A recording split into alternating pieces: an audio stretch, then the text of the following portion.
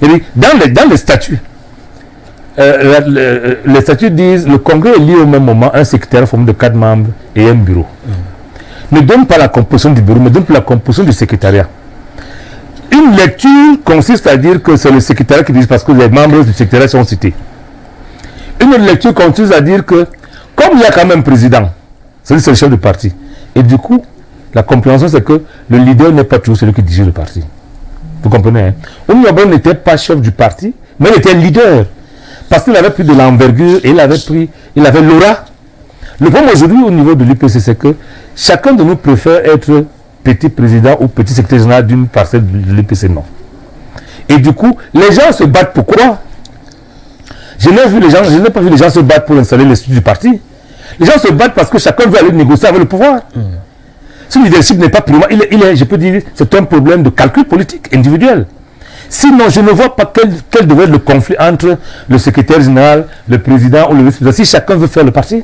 Parce que dans tous les cas, pour installer des structures de base dans un coin, je n'ai pas envie d'avoir l'autorisation du secrétaire général du président, non.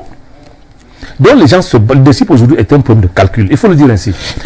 Parlons du congrès qui a abouti à l'élection de Baleket Kot. Oui. Au secrétariat de votre formation général de votre formation politique. Certains estiment que c'est un congrès qui a été convoqué en violation des textes et statuts de l'Union des populations de Cameroun. Tout à l'heure, vous parliez des structures de base. Parlons justement. Est-ce que ce congrès a été précédé justement de l'organisation du parti à la base? Est-ce que vous avez installé les comités de base? Est-ce que vous avez installé les comités centraux? Je crois que les textes prévoient également. Est-ce que vous avez également installé les délégations régionaux? Non, les sections régionales. Sections régionales, avant évidemment la convocation du grand congrès. Est-ce que ces étapes-là, est-ce que dans la structuration, ça a été respecté pour que l'on aboutisse au congrès qui a abouti à l'élection? En 2017, vous voulez dire? Tout à fait. Effectivement, nous avons organisé le parti. Le parti a eu ses structures de base organisées et installées. Mais comme tous les partis, l'organisation n'est pas la même partout. Et c'est pour ça que pour ne pas, parce que vous allez encore taxer, c'est pas comme vous allez prendre ça.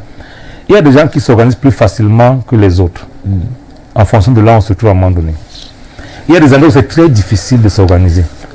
Mais pour autant que si, dans la Sénégal Martinique et que le Vouri, il y a des structures régulières qui sont installées, et qu'il y a des militants dans le sud, au nord, parce qu'au nord également, il y avait des structures.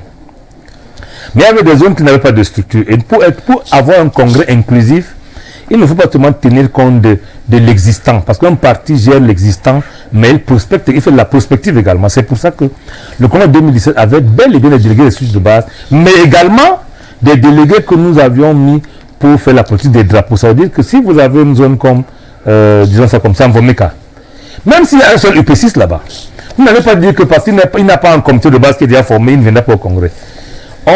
Il vient au congrès, et pas à part entière au congrès, parce qu'il va devoir rentrer pour populariser le mode du parti.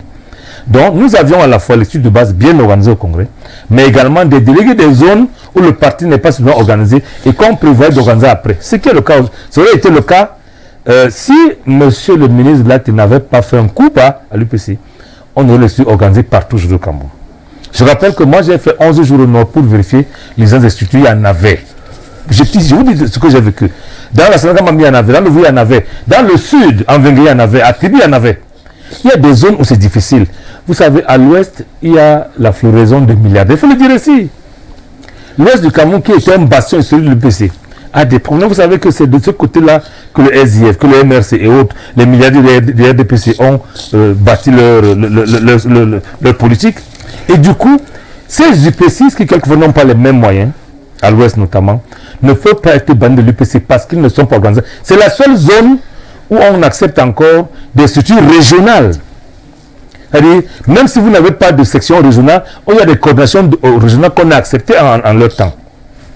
Mais c'était un peu comme pour choquer une voiture. Lorsque votre batterie ne marche pas bien, vous ne garez pas la voiture, si vous êtes en route, on vous pousse, vous choquez, vous démarrez, mais pour aller refaire la batterie après. Donc, pour me résumer, le code de mise a été organisé selon les règles de l'art, le bureau a été mis en place, le dossier a été transmis au MINET, qui a pris acte. Parce que ça, on ne dit pas ça souvent. Le congrès s'est terminé par l'élection de Pierre Valéry Nkout au secrétaire général, Mme Bibaïssa à la présidence, et le bureau a été complété et transmis au ministère de tutelle. qui a pris acte selon la loi. La bonne question, c'est que comment le même ministère a pris acte et en même temps désigné quelques mois plus tard quelqu'un qui n'avait pas qualité. Quels sont vos rapports avec l'honorable Bapot Lipote? Je vous ai dit que j'ai la chance d'avoir été son suppléant pendant toute sa mandature.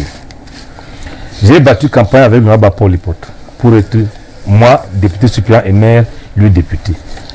Nous avons de très bons rapports, rassurez-vous. Mais nos rapports sont divers et diversifiés. Chaque fois qu'il s'appelle secrétaire général, nos rapports s'arrêtent. Chaque fois qu'il va s'appeler secrétaire, on va s'arrêter. Il est honorable, nous nous sommes battus pour qu'il le soit. Nous nous sommes battus pour que je sois maire, pour que je sois suppléant. Mais au-delà de ça, ce n'est pas parce qu'on est élu qu'on dirige le parti, c'est le Congrès seul qui désigne ses dirigeants.